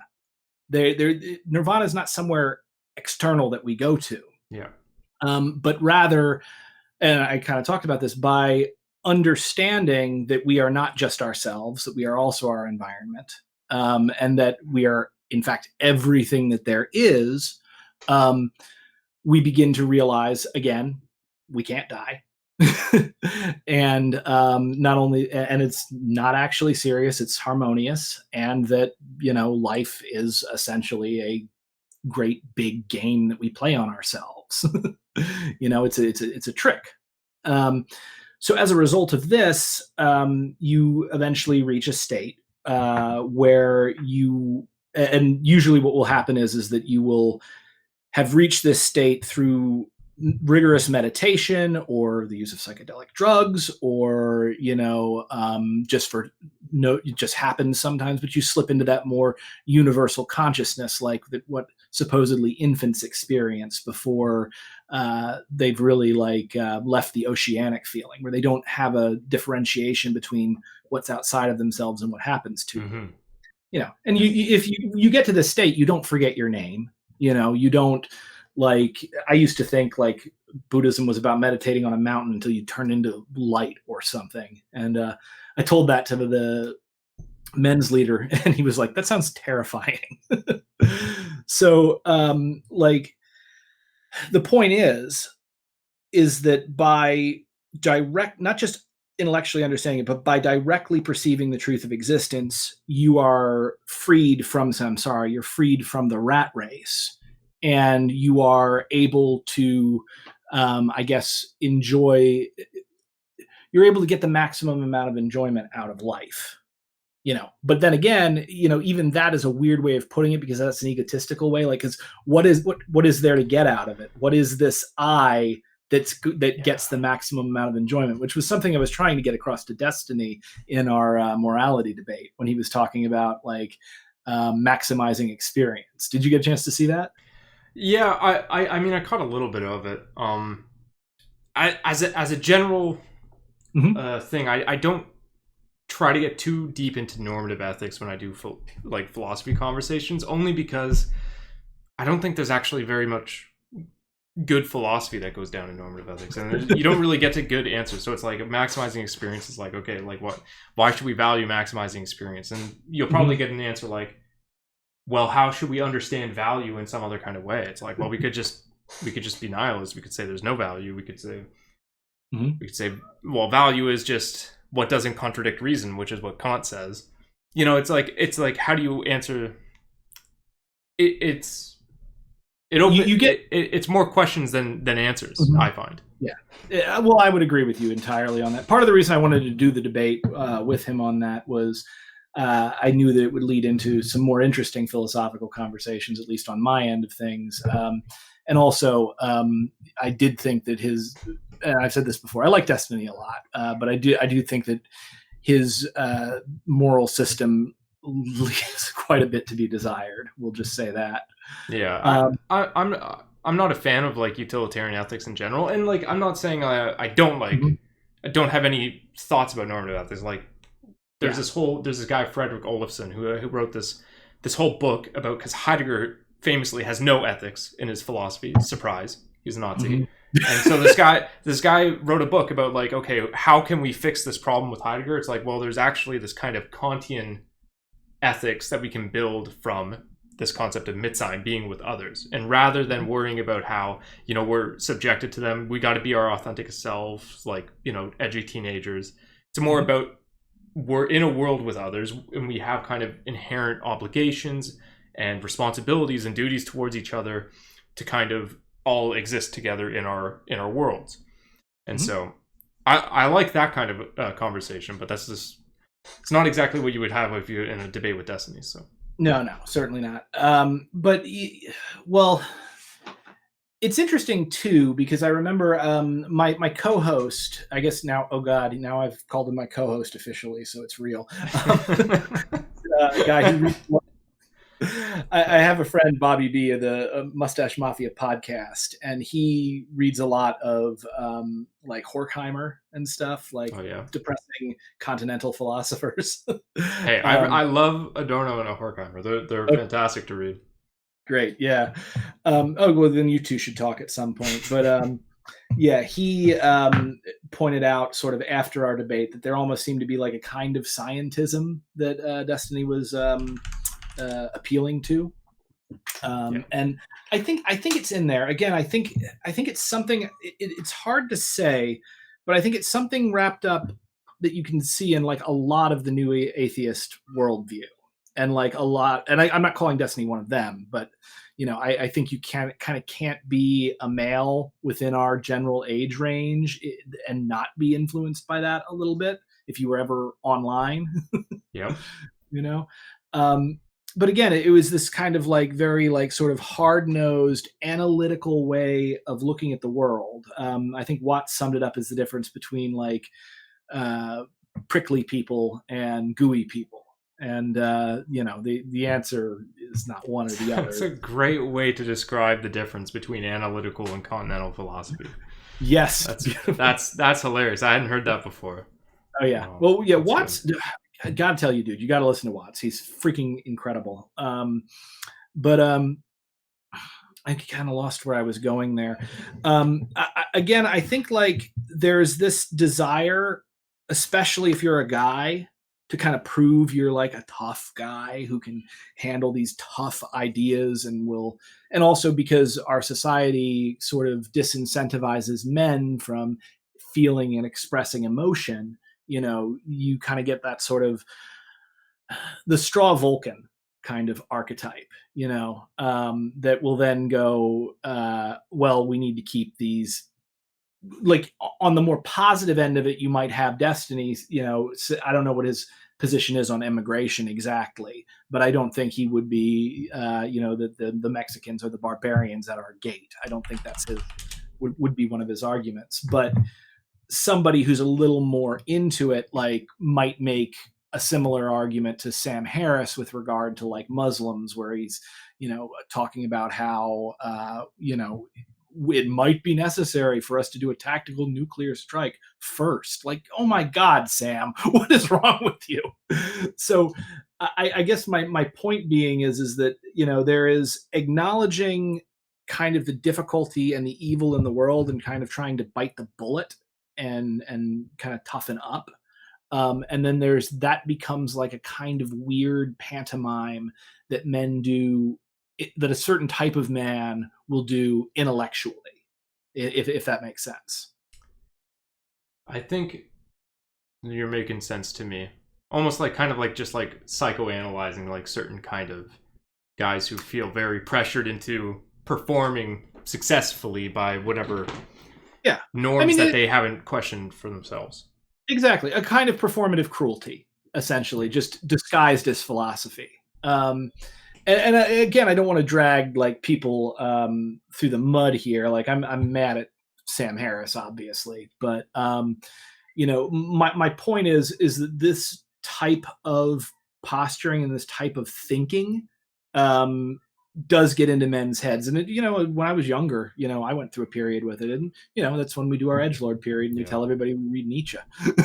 Yeah, it's funny. I think you really hit the nail on the head in terms of how men experience it. I actually think this is a way men experience this in particular relevant to them, but women experience, I think, the same thing, but they experience it differently, right? Mm-hmm. So it's like the way that men are buying into this kind of competitive space, it's mm-hmm. based on a certain self-understanding, mm-hmm. which is actually not different, I think, from how women kind of come to the same bad self-understanding that we kind of share. And so I'm going to go back to Heidegger for a second, but Heidegger had this idea that this is your fallenness into the world, rather than understanding being in, the world as this kind of lit up space and the inherent meaningful relations of things and how things matter to you, which you like. It's not like they matter to you in a conscious sense. It's like they're structurally mattering to you. You can't get behind the fact that they matter in a nihilistic way. It's like Heidegger thinks that for the most part we just don't recognize this. It's mm-hmm. it's and we kind of fall into thinking of ourselves as just like another thing that is in the world rather than the kind of structural meaning of the world. Yes. Oh, that's perfect. It's kind of was sort of summed up when like a new atheist might say something like along the lines of, you're just like human consciousness is just a sophisticated form of matter. So you're worst. Just a rock. Yeah. So there's no difference between human consciousness and a rock. So let's go and, attack these people and take their stuff because nothing matters. And I'm Rick from Rick and Morty. I love that Rick and Morty came back here. But Watts actually turned that on its head and said, okay, fine. But that also means that a rock is a very rudimentary form of consciousness. And then I can go and relate to a rock as if it is. There's panpsychists out there nowadays in the literature. Yeah. And so like, what's really interesting, and one of the things that I found very attractive just in general about Buddhism, and what I like about it is that like, the more I learn about it, the more I learn that like the supernatural assumptions are more, one, like I've always maintained that what I like about Buddhism is that all of the supernatural assumptions could be wrong and it would still be valuable to follow. But then two, the more I get into it, the more I realize that the supernatural assumptions are actually either outdated traditions that are just like people's old understanding of things that are still in there, or essentially poetic metaphor for things that are going on like within reality. It's people using art and metaphor to try to describe what they are feeling and can't really get their mind around in words. So, you know, you get sort of, I guess, stories that capture the essence of what the person is feeling and trying to experience, but are not literally true. Which, you know, again, is the essence of art in general. I think like, you know, an artist is somebody. It's really funny because I've been thinking a lot about like art, propaganda. An artist tends to be somebody who, like, what we do at our core is we try to create an authentic connection between ourselves and others through our expression. And we do this through a system of like symbols, sounds, pictures, that kind of thing. I do it with writing. So it's an immediate connection. It's an immediate, authentic connection between yourself and another. Alan Moore thinks of this as literal magic, because what do you do? Well, you manipulate symbols in order to create a change of consciousness to change yourself and people within the world. Hence why, you know, grimoire, grammar, a spell, literally to spell. So an artist essentially is somebody that tells you the truth using lies. And not literally lies, but more abstractions, things that are not necessarily literally true within the moment, but convey the essence, even though we've just argued that there is no essence. Whereas a propagandist is someone who uses the truth, different like facts and stuff that they've pulled out, to create a false impression. So like you can say that a propagandist uses truth to tell lies, and an artist uses lies to tell the truth. That has me really interested. Like, if I can just go off for a sec, because I wrote a paper in the winter semester of last year about art. It was a very broad prompt. It was just like, well, give me a philosophy of art. So, you know, doing my research project on Heidegger at the time, I was like, okay, I'm not going to add some random other philosopher. I'm just going to use like a Heideggerian basis for it, because Heidegger wrote a lot about it. But I decided to use this notion of framing from his technological philosophy, right? So the word that he uses that enframing is translated from is Gestell, which etymologically, Ge is like gathering, and Stellen is like to put something somewhere, or to place things. Yeah. And place things in orders, in rows, and yeah. And then, but it has a very closely related sister word that is very relevant in the conversation, which is Vorstellung, which is like imagined idea. Sorry, I was fumbling words there, but yeah. So, the way, so I wrote this paper, which is kind of cheeky because I was really just playing with words in German, but it's I've always considered art to be a kind of way. Because Gestell in Heidegger it's not merely like enframing your perspective from your point of view, but since the world is kind of a shared space, it's like a revealing of things in the kind of the socio-cultural world around you. So I play with these words together to say there's just like, it's a revealing, but it's a revealing of like imagined things rather than entities in the world that you kind of look upon. You know what I mean? Yeah. So, hang on. Could you say that again? Say the last part again one more time. So I want to make sure I got you. Yeah. So I was like, rather than putting it in the way of like necessarily lying, or like, you know, I know you're not saying literally lying, but lying to show you the truth. It's like, instead of revealing the manifest world in a certain way to you, it's revealing these kind of the Vorstellung, the imagined world, to you, and the revelation happens in this kind of shared space of being with everybody together. And for Heidegger, we're bound together in it. Like, it's hard to really understand Heidegger and his notion of intersubjectivity, but well, no, I think I get what you're talking about. I mean, it's why people go to theater. Like, you don't just go to the theater to see a story. You go to experience the story and to feel the same things that everyone around you is feeling at the same time. It's also why we go to concerts, and, you know, honestly, some religious experiences are that as well. In fact, there was a woman I worked for a while when I was fresh out of college doing telemarketing to sell tickets for the local theater in Louisville, Kentucky. And a woman was like, "Oh, I don't go to the theater. I go to church." And I was like, years later, I was like, "Oh, well, I guess that does scratch the same kind of itch," depending upon the thing that she goes to. That's the charitable way of framing what she had said.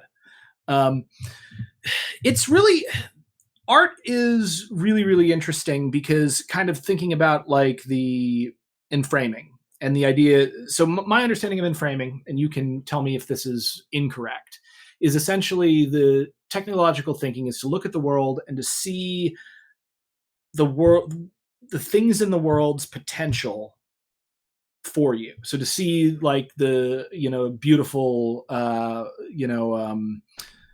beautiful sculpture within like a slab of marble, you know, to see, and the enframing issue is to see it for its utility and nothing else. That it does not exist for itself. It exists for what it could be and can do, its potential. So, yeah, that is that the correct understanding of it? Yeah, I would say it's almost perfect. So the enframing is really the critical part that's missing. Is it's not just that it's that, but it's about the restriction aspect of it. So Heidegger famously says enframing is a mode of revealing. So Heidegger thinks that the way we're understanding the world most of the time is always revealing. We're always interpreting the world, and it's, you know, our being there reveals it in a certain way as mattering, right? And then the Gestell, the enframing, is a mode of that revealing which boxes it in a certain kind of way. It boxes it in as available to us. You basically, for utility, we want to use it up. For what purpose? Well, once you use it up, your world is already you're in the mode of enframing. And so there's this idea not only of this is how we approach the world, but there's also an idea kind of Marxist, like a Adorno Horkheimer almost, that it's like a reifying process, that you approach things with a conceptual enframing, and then you act on the mode revealing that you see the world, and then it kind of strengthens this particular mode of revealing that you're engaged in, this enframing. You get a bit of a feedback loop there. Yeah. You also, and I will point this out, and this is something I realized as a writer, you've also destroyed its potential for every other thing that it could be. So, you know, because it suddenly exists for you and not existing in and of itself. It does not have value. It only has utility, if that makes sense. So, I think there's something really important that I wanted to get into there, but I can't think of it right now. And there's something I've been wanting to bring up since the beginning of this conversation. And the revealing aspect brought that up to me. So I have a friend, and he has an interesting sort of pet theory about the world with regard to consciousness and observation in particular. And what he sort of bases this on for me is are you familiar with like the double slit experiment that they figured out in like the 1930s? Yeah, where it's like it's only when you measure it that Yeah. So basically, is light a particle or a wave? And the scientists found that it would be a wave if nobody was looking, But if they were actually there watching and measuring, or even if they had like a little robot to measure, then it would become a particle. And you actually we talked a little bit about in framing, and you talked about like when you look out at the city, at the grid in the cities, because like Watts says essentially that, you know, the world is wiggly and humans like to impose order on it. So essentially the world is somewhat chaotic and wiggly, and we use these different heuristics we lay the grid of the city. We come up with categories: man, woman, you know, race, nation, all of these mental tools that we lay over reality and use it to try to function and succeed within the world. Taxonomy just in general, like, because there's, you know, I had to explain to somebody who was dealing with like some transphobia issues today that like, no, actually sex is not encoded into our genetics. Our genetics just are, and we impose our view of sex on those genetics because we found it to be useful.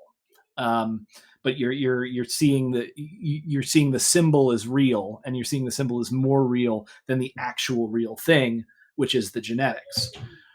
So my friend has this idea, essentially, that consciousness is not separate from the world, but that it actually plays a very specific role in that before something is observed, it is essentially potential. It's like exists, you know, in the same way of like the electron cloud, and you don't ever know exactly where an electron is at any given time. But once it's observed, then it's rendered. So like essentially, if you think of it like a computer, consciousness is the computer that renders the math into reality, moving, you know, basically creating the presence and the present world by locking it down by the mere fact that it's being observed. So in his view, and I may be bastardizing it a bit, but it would seem to me that conscious beings are not simply things that exist in the world just because, but rather consciousness itself is like the glue, or perhaps, as he put it, he used the metaphor of the engine, like within the computer, that actually takes all this math and renders it into, you know, actual like kind of physical reality. So it's an interesting idea that I've played with, and I thought there was something in there when you were talking about Heidegger's idea of like how the experience is the only thing that there is. I guess, yeah. Can you, are you understanding what I'm talking about here? Because this is totally. Yeah, this is, it's really interesting that your friend like came up with this like philosophy based on like these experiments, which are kind of beyond me, but it's almost like a Kantian point, actually, that you know, Kant's whole idea is like there's the noumenal world and there's the phenomenal world. The noumenal world we cannot possibly know, but we can think about it in virtue of the fact that we code the phenomenal world onto the noumenal world. Our understanding of the world conditions, like we can't get behind the sort of transcendental conditions of how we understand the world. So it's the world is not like this metaphysical substances and these things out there and this certain kind of order. We need to investigate them, find out what that order out there is. We can never know the out there. We impose the order on it through our understanding to make the world intelligible to us. And then how that relates to Heidegger is Heidegger borrows a lot from Kant, much more than he actually lets on. But he really is kind of a transcendental philosopher in almost the same vein as Kant. Though the main difference between Kant and Heidegger is Kant is doing something kind of explicitly. We order the world with our reason. We impose the reason on our experience to create the phenomenological world, and then the noumenal world we never know, but we presume it's kind of correlating or corresponding in some way. Right. Heidegger is doing something even more extreme, where he's saying this noumenal world is it's not really like, we can't think about it in terms of it being kind of like metaphysically real. There is only the phenomenological world, and there's no ordering relation of our, reason and understanding onto the world. Rather, what it's more like is our existence is the existence that has an understanding of the phenomenological world. So rather than just terming it the world, it's like our existence is the understanding of the world. Yeah. So the noumenal world drops out, and then the picture of your particular reason faculties mapping things drops out as well, and he kind of deflates it a little bit to make it more about just your existence and your understanding. So I brought up Kant first because it sounds like your friend is making more of the Kantian point than the Heideggerian point. Does that all make sense? No, it definitely does, and I'm fascinated to find out that Kant talked about that, because I think I talked about this early on when I was talking about like the subjective world versus the objective world. The objective world is supposedly out there and being experienced, but we can never actually directly experience it because, again, evolution does not favor organisms that experience reality as it is. So it's very fascinating, the noumenal world. I'll remember that, and I'll use it, and I'll sound very intelligent when I do it. Yeah. So as a shorthand, objective in the way that we talk about it in this, like, mind-independent external, that's what the noumenal is. Kant makes the point that we cannot know the noumenal world, but we can think about the noumenal world in terms of the phenomenological world we actually do understand. Because basically a whole, like, several hundred pages of philosophy, we have good reasons to think that they're, the phenomenon maps the noumenal or something like that. We have good reason to think that there's continuity between the two to a certain, because obviously, if we're interacting within that world, our senses are still serving us, even if they're not accurate necessarily all the time. What is it?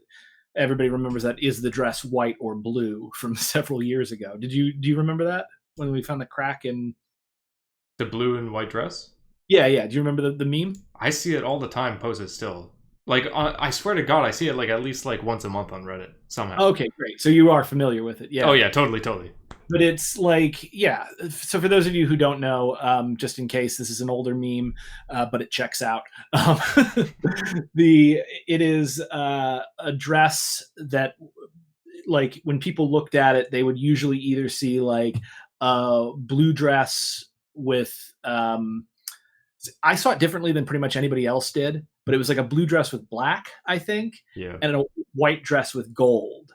And they were arguing about what it was and looking to see if it was a trick or something that was going on. As it turned out, and what was it really? Was it white? I always forget. Was it white, or was it white and gold, or blue and black? I don't remember, but it's specifically, there is an actual optical illusion going on. So it kind of doesn't matter at the end of the day. Yeah. Well, yes, because what we experience is the actual reality, which Heidegger would say. So Heidegger would probably say the dress is both. It's funny, when I saw it as blue and bronze. I did not see black because I got to be a special snowflake like that. I guess. So we've been at this, by the way, for like just about two hours now, like on the dot. I'm having a really fun time, though. I don't want to take up too much of your time. No, yeah, I was going to say the same to you. Like, this has been genuinely one of my favorite conversations I've had since I started this Twitch. I've only been doing it for like a few months. But, great. Yeah. Well, I'll be sure to link your thing. I guess we should close, but before we do, I want to tell you. Okay, so this is really important. You were asking about like how to meditate. So I have difficulty with seated meditation, and it's a result of my ADD. I get bored with seated meditation. So when they talk, and this was why mindfulness is associated with meditation, they'll say like, okay, to begin to understand Buddhist mindfulness, what you want to do to start meditating is like your breathing. And with seated meditation, they're like, just watch your breath and watch what it's doing and focus on that. Now, with my sect of Nichiren Buddhists, we do what's called daimoku so we don't do any seated meditation. Rather, we get together and we chant the name of the Lotus Sutra, which is Nam Myoho Renge Kyo, which is has a number of different meanings, but it's both held as the title of the sutra. It's a really important mantra, and also it is it's the essentially it is the expression of the fundamental law at the center of the universe, if that makes sense. So when we chant it, we are bringing ourselves closer to who we actually are and to perceiving reality in the proper way. So it's our version of meditation, and so it's literally just like Nam Myoho Renge Kyo, Nam Myoho Renge Kyo, Nam Myoho Renge Kyo, Nam Myoho Renge Kyo, Nam Myoho Renge Kyo, Nam Myoho Renge Kyo, Nam Myoho Renge Kyo, and you see how you fall into that rhythm with it. Mm-hmm. It's phenomenal for dealing with stress, anxiety, depression, and I've found, like, especially if you get in a big group with people and chant. So I'll send you a link on like how to do that, and if you can, give it a try, because you may find you might be able to meditate that way when you haven't been able to meditate other ways. But yeah, so for those, so that's a thing. Alrighty, yeah, I'll give that a try. I've only ever tried like Om chanting, and again, that feels slow paced. It is, yeah. Om. I've done Om is a good mantra, but it's slow. It's a little more. I do Daimoku, and I also do. So this is my liturgy here. I also do what's called Gangyo twice a day. So Daimoku is just the title of the Lotus Sutra, and then and the mantra at the core of it, and then Gangyo is like 2 specific excerpts from the Lotus Sutra, one from the 4th chapter and one from the 16th. And we should talk about that sometime going forward, because the philosophy there is really, really interesting. I also have to talk to you about the philosophy of the treasure tower, which okay. Yeah, well, I would be so happy to have like a follow-up conversation, because this has genuinely been one of like my favorite conversations. Awesome. Well, yeah, so if folks are looking for me, again, Google my name, Brenton Lengel. I'm going to send you in the chat. Is this your chat, or send this to both of us? How do I do this? I want to send you the link for my Kickstarter, which is going to be launching. I was planning to launch it this Tuesday, but I'll actually be launching it in the morning next Tuesday. It's going to run for 30 days. You can fund the creation of my next comic, make sure that my artists get paid, and we can continue to create this series. You can find me on Twitter at Brenton Lengel, YouTube at Brenton Lengel, and you know what? I will also put in the link tree. Here we go. And I'll get you, I have all of my social media in one place thanks to this site called Linktree. I don't know if you're familiar with that. I'm not. That sounds eminently really useful. Yeah, just one link, and you just stick all your social media on it. So I'll put this in the chat here. But yeah, and if you want to give me the link to your chat, or to your Twitch or anything else that you're doing, I'll put it in the YouTube video when I upload it. Sure. But yeah, this has been really, really cool, and great talking to you. Yeah, this has been awesome. Do you want me to like send that in an email, or do you just want it in the chat now? Yeah, send it in an email, and if you can, just pop the link tree and the Kickstarter thing. What's really important about the Kickstarter link, by the way, so if you can follow the Kickstarter, even if you're not going to give to the Kickstarter, still follow it. Really helps with the site's algorithms. If we have like, several hundred people just saying, I'm interested in this before it even launches, and it will be launching in 1 week. Okay. You're going to be launching in 1 week. All right. I have saved the links, and I will be shouting them out in the Discord and on the Twitch, and everything like that. Well, thanks very much. And yeah, let's definitely talk again soon. I'm very glad that I went on Destiny's stream so we can make this connection. Yeah, no, this has been great. I'm always looking for more people. Absolutely. All right, I'll catch you.